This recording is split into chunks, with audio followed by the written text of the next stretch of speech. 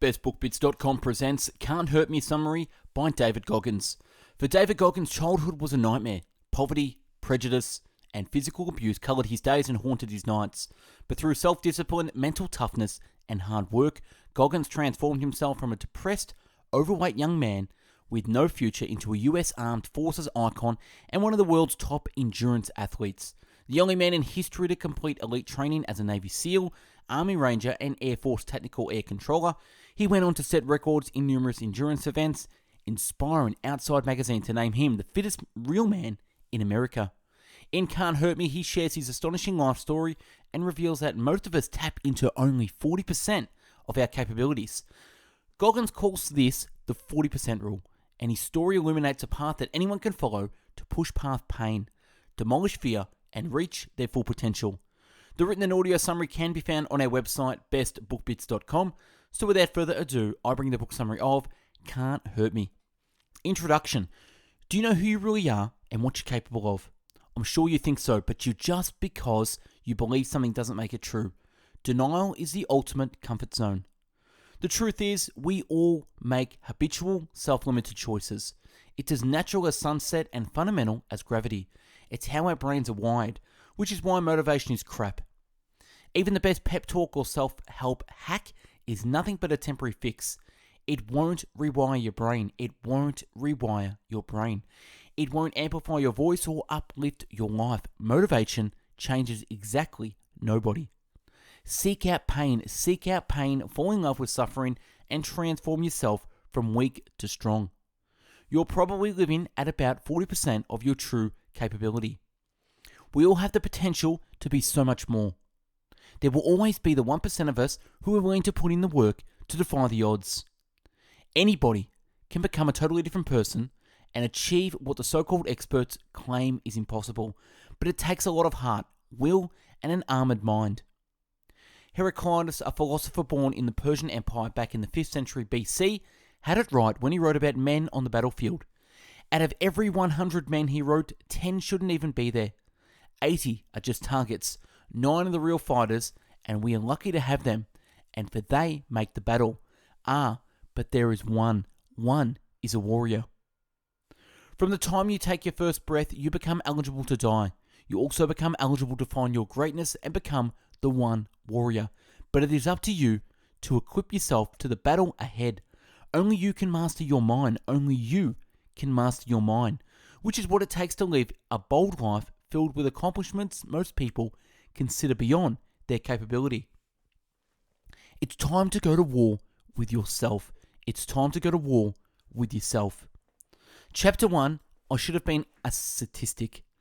Challenge 1, what was your bad hand? What kind of bullshit did you contend with growing up? Were you beaten, abused, bullied? Did you ever feel insecure? Maybe a limited factor is that you grew up so supported and comfortable, you never pushed yourself. What are your current factors limiting your growth and success? Is someone standing in your way at work or school?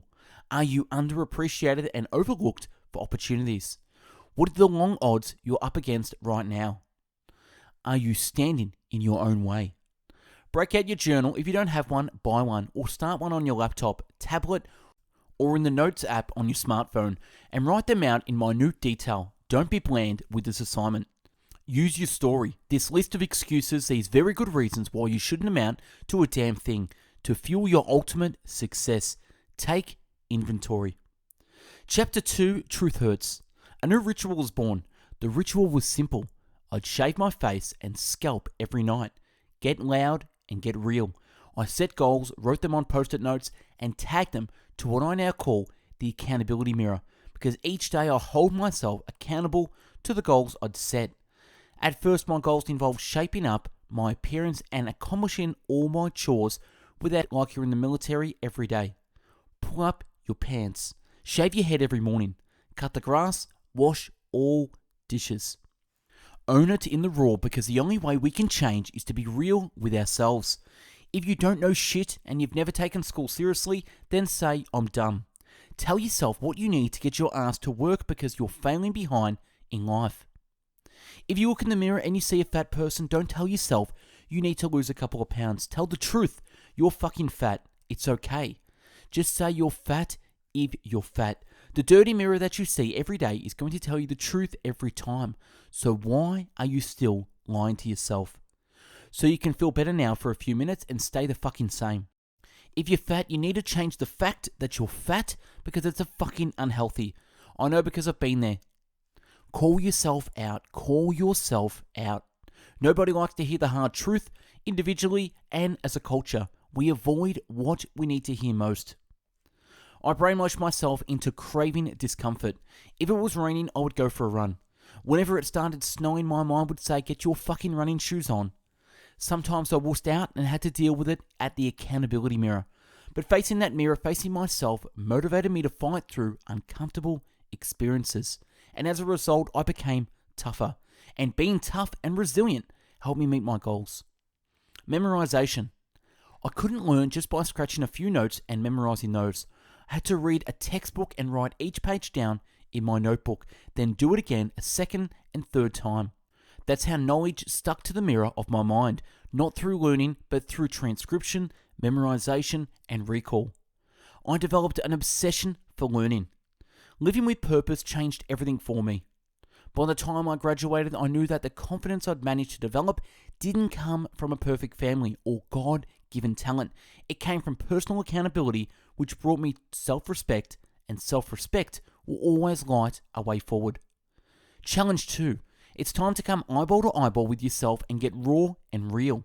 This is not a self-love tactic. You can't fluff it. Don't massage your ego.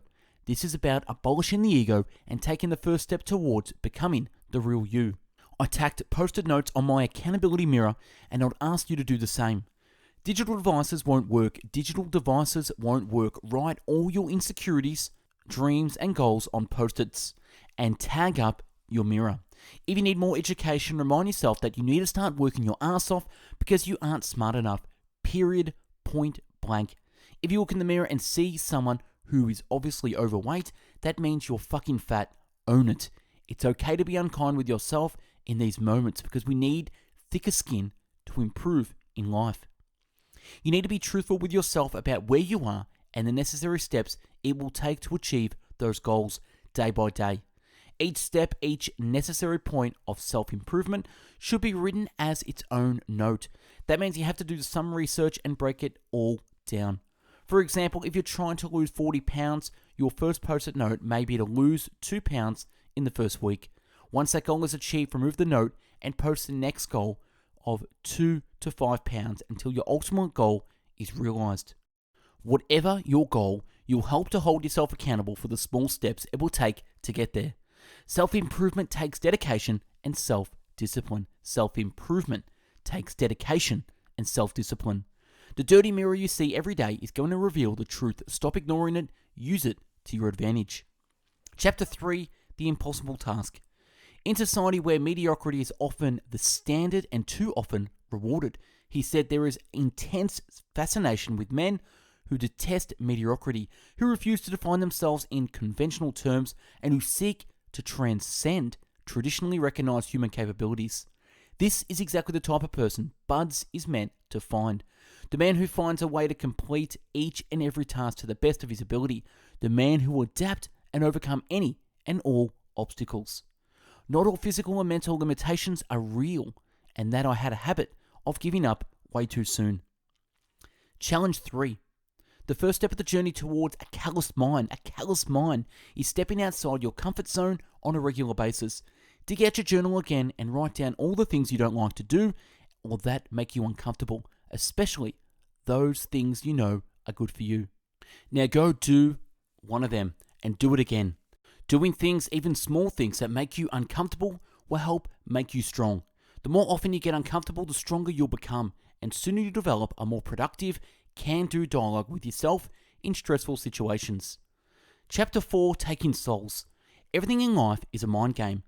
Whenever we get swept under by life's dramas, large and small, we are forgetting that no matter how bad the pain gets, no matter how harrowing the torture, all bad things end. This is a game you are playing with yourself. Never forget that all emotional and physical anguish is finite. It all ends eventually. Smile at pain and watch it fade for at least a second or two. The ticket to victory often comes down to bringing your very best when you feel your worst. I'd come to SEAL training to see if I was hard enough to belong and found an inner beast within that I never knew existed. A beast that I would tap into from then on whenever life went wrong. By the time I emerged from the ocean, I considered myself unbreakable. Sometimes the unexpected descends like chaos, and without warning, even the bravest among us must be ready to take on risks and tasks that seem beyond our capabilities. For me, in that moment, it came down to how I wanted to be remembered. What saw me through Hell Week was my mind, and I was just starting to tap into its power. Challenge 4. Choose any competitive situation you're in right now. Who is your opponent? Is it your teacher or coach, your boss, an unruly client? No matter how they're treating you, there is one way to not only earn their respect, but to turn the tables. Excellence. That may be acing an exam, or crafting an ideal proposition, or smashing a sales goal. Whatever it is, I want you to work harder on that project or in that class than you ever have before. Do everything exactly as they ask, and whatever standard they set as an ideal outcome, you should be aiming to surpass that. Chapter 5, Armored Mind. My disadvantages have been callousing my mind all along and had prepared me. Life experience, especially negative experiences, help callous the mind. Negative experiences help callous the mind, but it's up to you where that callus lines up. Hell Week is designed to show you that a human is capable of much more than you know. It opens your mind to the true possibilities of human potential, and with that comes a change in your mentality. You no longer fear cold water or doing push-ups all day. You realize that no matter what they do to you, they will never break you. By dedicating time, I was able to callus over fear and hit new levels. I thought about the incredible power of a callous mind on task. Similar to using an opponent's energy to gain an advantage, leaning on your callous mind in the heat of battle can shift your thinking as well. Remembering what you've been through and how that has strengthened your mindset can lift you out of a negative brain loop and help you bypass those weak 1-second impulses to give in so you can power through obstacles. And when you leverage a callous mind and keep fighting through the pain as a natural process and refuse to give in and give up, you will engage the sympathetic nervous system, which shifts your hormonal flow. The sympathetic nervous system is your fight or flight response. It's bubbling just below the surface, and when you're at a loss, stressed out, or struggling, that's the part of your mind that's driving the bus. We've all tasted this feeling before. Those mornings when going on a run is the last thing you want to do, but then 20 minutes into it, you feel energized. That's the work of the sympathetic nervous system. What I've found is that you can tap into it on call as long as you know how to manage your own mind. There is no shame in getting knocked out. The shame comes when you throw in the towel. Insanity is doing the same thing over and over again and expecting a different result. In a human being, your character is your foundation, and when you build a bunch of successes and pile up even more failures on a fucked up foundation, the structure that is yourself won't be sound. To develop an armored mind, a mindset so calloused and hard that it becomes bulletproof, you need to go to the source of all your fears and insecurities.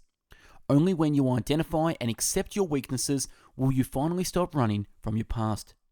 Like the Towers say, those that know don't speak, and those who speak, well, they don't know jack shit. It was miserable, but I fucking loved it. I thrived off that barbaric beauty of seeing the soul of a man destroyed, only to rise again and overcome every obstacle in his path. Challenge 5. Rather than focusing on bullshit you cannot change, imagine visualizing the things you can. Choose any obstacle your way or set a new goal and visualize overcoming or achieving it. Painting a picture of what my success looks and feels like, I think about it every day, and that feeling propels me forward when I'm training, competing, or taking on any task I choose.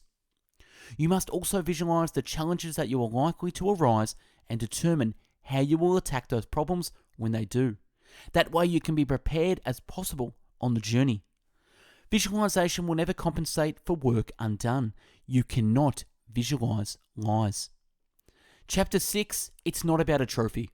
Humans tend to hatch our most challenging goals and dreams, the ones that demand our greatest effort yet promise absolutely nothing when we are tucked into our comfort zones. When we're comfortable, we can't answer those simple questions that are bound to arise in the heat of battle because we don't even realize they're coming. The engine in rocket ships does not fire without a small spark first. We all need small sparks, small accomplishments in our lives to fuel the big ones.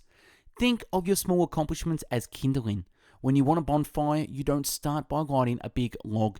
You collect some witches' hairs, a small pile of hay, or some dry, dead grass. You light that and then add small sticks and bigger sticks before you feed your tree stump into the blaze. Because it's the small sparks which start small fires that eventually build enough heat to burn the whole fucking forest down. The human body can withstand and accomplish a hell of a lot more than most of us think possible, and that it all begins and ends in the mind. Challenge 6. Take inventory of your cookie jar. Crack your journal open again. Write it all out. Remember, this is not some breezy stroll through your personal trophy room. Don't just write down your achievement hit list. Include life obstacles you've overcome as well, like quitting smoking or overcoming depression or a stutter. Add in those mirror tasks you failed earlier in life, but remember again a second or third time and ultimately succeeded at. Feel what it was like to overcome those struggles, those opponents, and win. Then get to work. Set ambitious goals before each workout and let those past victories carry you to new personal best.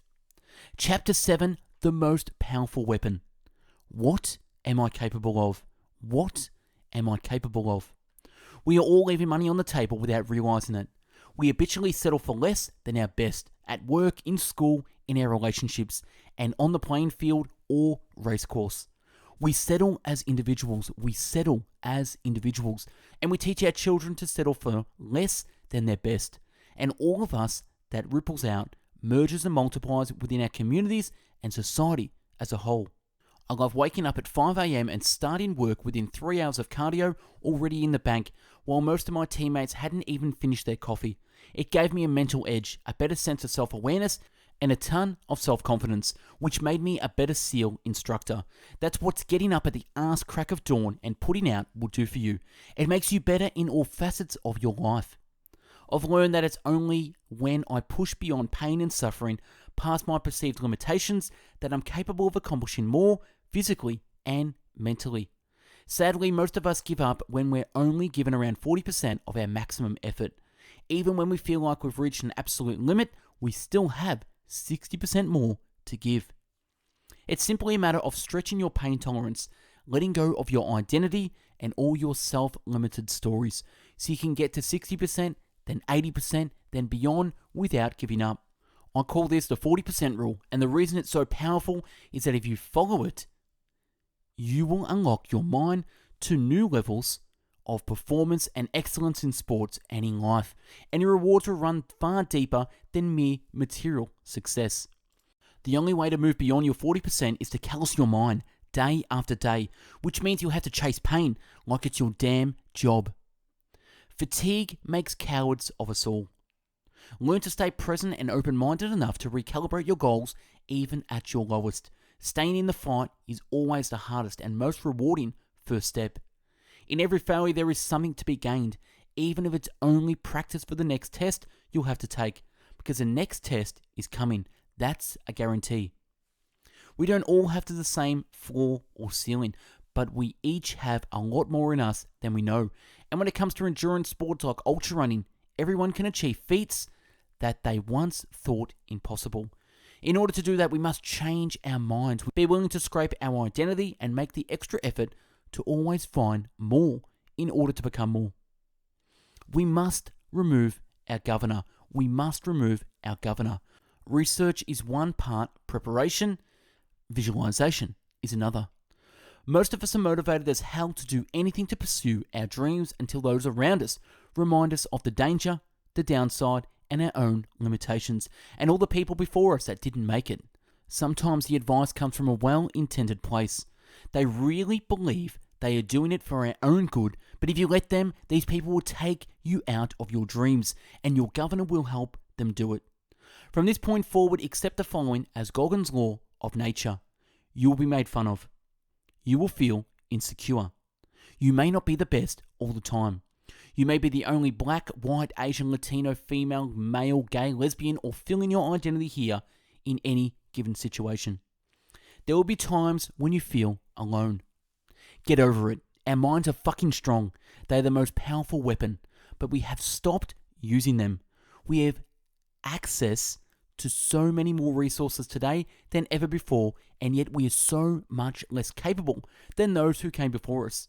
If you want to be one of the few to define those trends in our ever-softening society, you will have to be willing to go to war with yourself and create a whole new identity, which requires an open mind.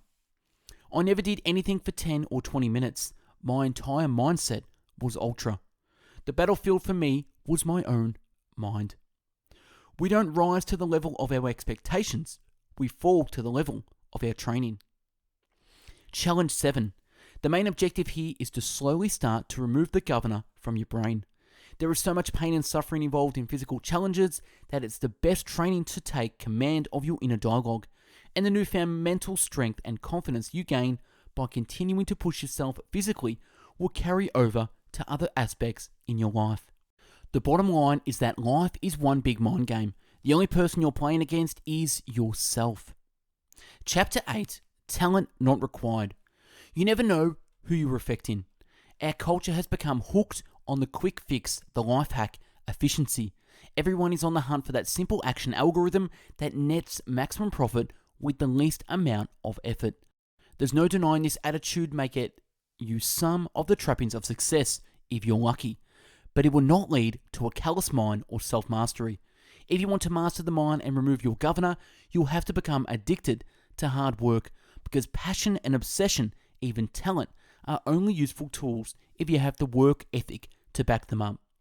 My work ethic is the simple most important factor in all my accomplishments.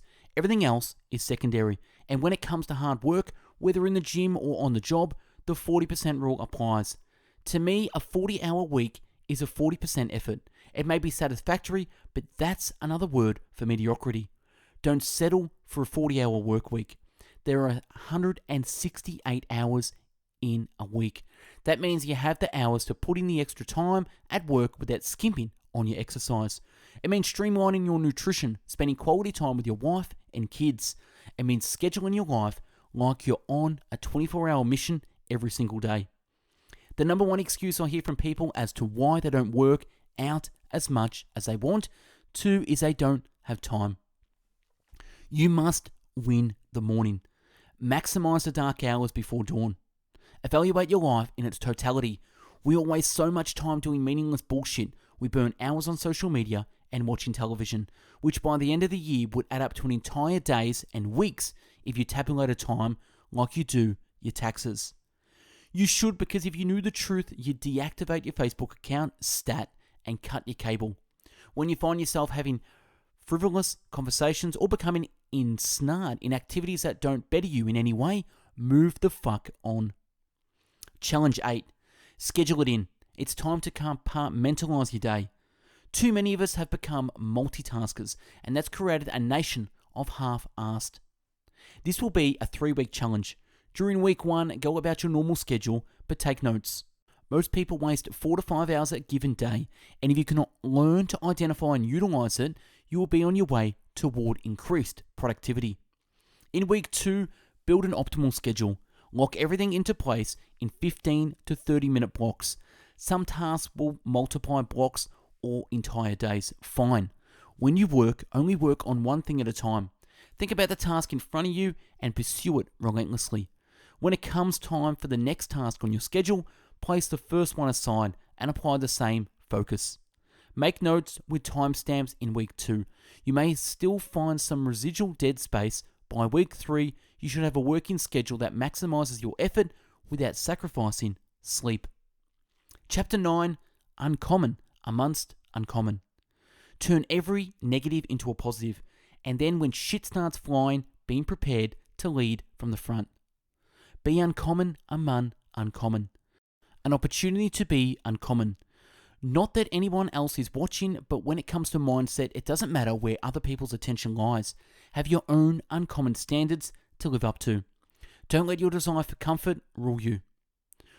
We were all maggots reborn with no future and no past, starting zero. No matter what we'd accomplished in the outside world, we weren't shit. It's always and forever true.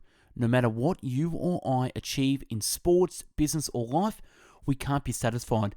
Life is too dynamic a game. We're either getting better or we're getting worse. We can always become stronger and more agile, mentally and physically. We can always become more capable and more reliable. Since that's the case, we should never feel that our work is done. There is always more to do. There is always more to do. Always be willing to embrace ignorance and become the dumb fuck in the classroom again, because that is the only way to expand your body of knowledge and the body of work, mind.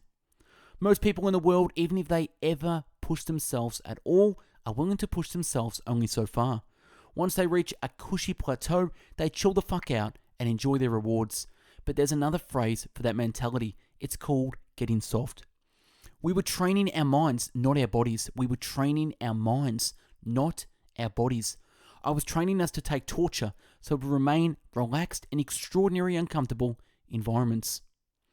We can't control all variables in our lives. It's about what we do with the opportunities revoked or presented to us that determine how a story ends. Challenge 9. A lot of people think that once they reach a certain level of status, respect, or success, they've made it in life. I'm here to tell you that you always have to find more. Greatness is not something that if you meet it once, it stays with you forever. That shit evaporates like a flash of oil in a hot pan. If you truly want to become uncommon among the uncommon, it will require sustaining greatness for a long period of time. It requires staying in constant pursuit and putting out unending effort. This may sound appealing, but will require everything you have to give and then some. That's what it takes to become a true overachiever. And if you are already surrounded by people who are at the top of their game, what are you going to do differently to stand out? It's easy to stand out amongst everyday people and a big fish in a small pond. It's a much more difficult task when you are a wolf surrounded by wolves. Torch the complacency you feel gathering around you, your co-worker and your teammates in that rare air. Continue to put obstacles in front of yourself, because that's where you'll find the friction that will help you grow even stronger. Before you know it, you will stand alone. Chapter 10, the empowerment of failure. Failure is just a stepping stone for future success. A lot of us surround ourselves with people who speak to our desire for comfort, who would rather treat the pain of our wounds and prevent further injury than help us callous over them and try again. We need to surround ourselves with people who will tell us what we need to hear, not what we want to hear, but at the same time not make us feel that we're up against the impossible. Most wars are won or lost in our own heads, and when we're in a foxhole, we usually aren't alone, and we need to be confident in the quality of the heart, mind, and dialogue of the person hunkered down with us, because at some point we will need some empowering words to keep us focused and deadly. In life, there is no gift as overlooked or inevitable as failure. Learn to relish them, because if you do the forensics, you'll find clues about where to make adjustments and how to eventually accomplish a task. In every failure, a lot of good things will happen, and we must acknowledge them. Everyone fails sometimes, and life isn't supposed to be fair, much less bend to your every whim. Your enlisted mind is dead weight. Cut it loose. Don't focus on what you think you deserve. Take aim on what you are willing to earn.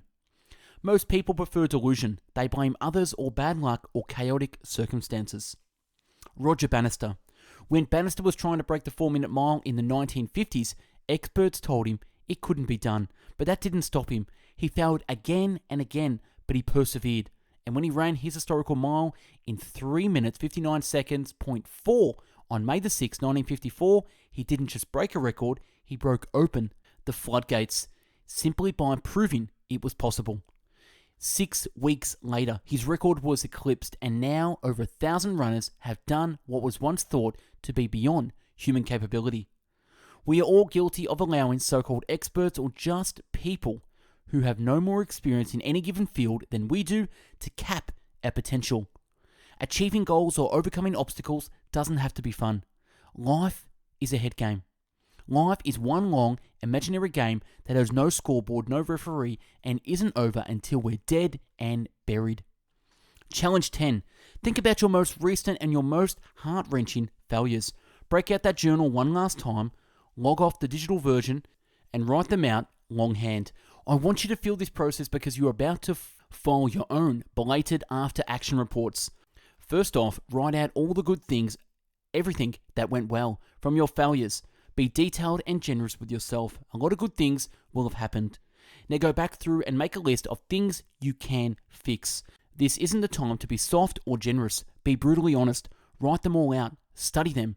Then look at your calendar and schedule another attempt as soon as possible. Control your mindset. Dominate your thought process. This life is all a fucking game. Realize that. Own it. Chapter 11. What if? Pain unlocks a secret doorway in the mind, one that leads to both peak performance and beautiful silence.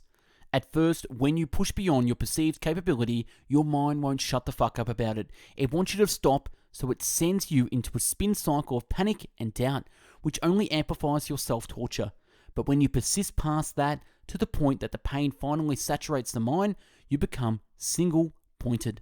The external world zeroes out, boundaries dissolve, and you feel connected to yourself and to all things in the depth of your soul.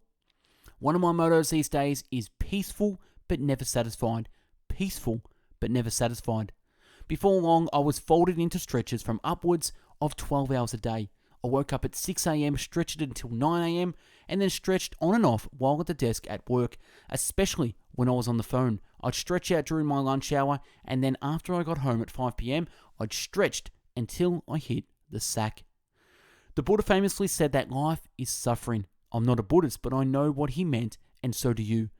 To exist in this world, we must contend with humiliation, broken dreams, sadness, and loss.